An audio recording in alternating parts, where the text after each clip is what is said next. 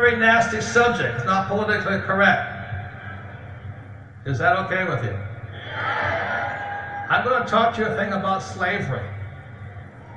Okay? Because that's what happens when you go to school and get a job.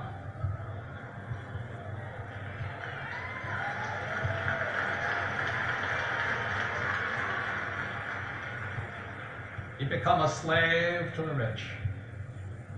And the reason I know that is a lot of times I speak to African American groups. I spoke to just recently one down in Georgia. And I said, I want to thank the African Americans because if you had not come here first, then I would have come to this, my family would have come to this country as a slave. In other words, when Lincoln signed the Emancipation Proclamation, and a war was fought about it to end slavery. So my family came over right after the Civil War, around 1890, so I'm fourth generation Japanese American. And if the Japanese had been brought over without African Americans coming first, the Japanese would have come over as slaves, working for the white man.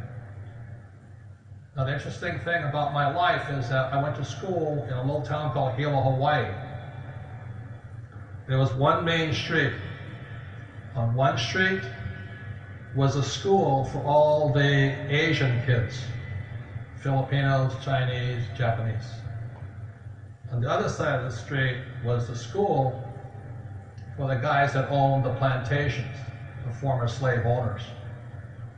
So these were white kids. And just because of the way the line was divided, Rich Dad's son and I went to the school with the white kids. And that's where I started to realize there was something wrong. I'm 9 years old going, something's wrong here. You know, something's wrong. And so that's when I, at 9 years old, raised my hand and I asked my teacher, a white woman, I said, what am I going to learn about money? And she says, you're never going to learn about money in school. So I said, why am I here? That makes sense, you guys here? She said, well, if you stay in school, then you'll get rich. And that's a bunch of BS. You know how I knew it was BS? My whole family was school teachers. My father was a PhD. Most of my uncles had their master's degrees. Like I said, they're all valedictorians. They're all school teachers. And guess what? We're all broke. So when the teacher said to me, a white woman says, you're going to stay in school and get rich, I said, you're lying to me. And that's when I went to look for my rich dad. So that's kind of how I'm standing here today. When I was 9 years old, maybe 60 years ago, I'm going, something's wrong. And then I started to figure it out. So I started talking to my grandfather. And I found out the plantation system, because they brought him over there to Hawaii in the 1890s, 1880s. And the system was this. Instead of being slaves, they came over as indentured servants, paid slaves.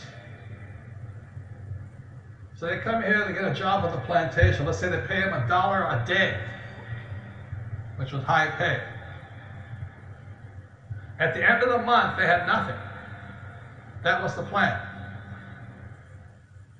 And the reason they had nothing is when they put them on the plantation, they put them up in plantation housing.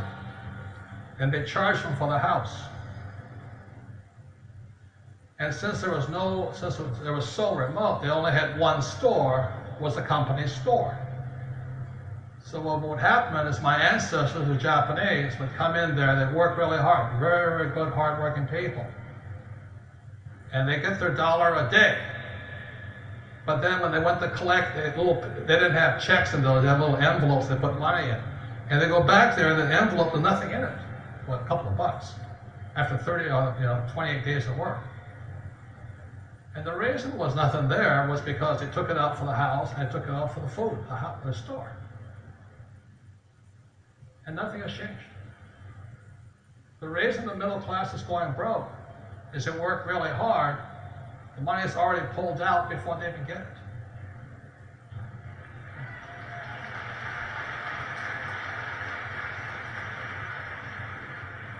reason I'm glad you guys are here is it's time to take control of your life.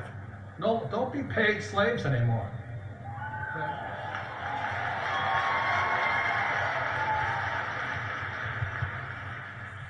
And like Lincoln, Emancipation Proclamation, your job is to set other slaves free.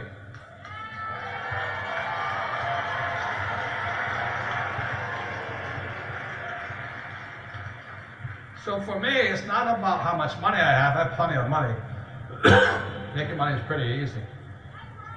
But I come to you today to assist you, ask you to assist us setting more slaves free.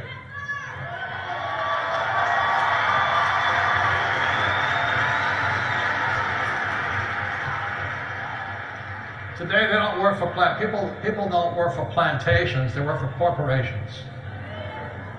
They work for companies like Coca-Cola, IBM, Xerox, Google, Apple. Nothing wrong with that. You're still a paid slave. At the same time, the Federal Reserve Bank has printed $5 trillion in the last 5 years. Why in the hell would you work for money when they're printing money? You may laugh about it, but look, how frickin' stupid are the American people? How can you sit there and let the Federal Reserve Bank print trillions of dollars, and then you go to school and they tell you, work hard and save money? Why the hell would you work for money when they're printing it? Do you know how stupid that is? Your job is to print your own money.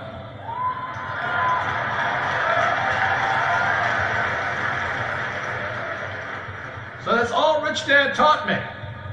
When I was a young boy, 9 or 10 years old, he says, learn to print your own money, then the white guy will work for you.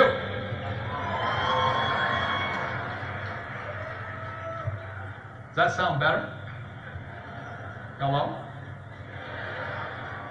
See, if you have money, the banker will kiss your butt. If you don't have money, you have to kiss his butt. How many people are tired of kissing butt?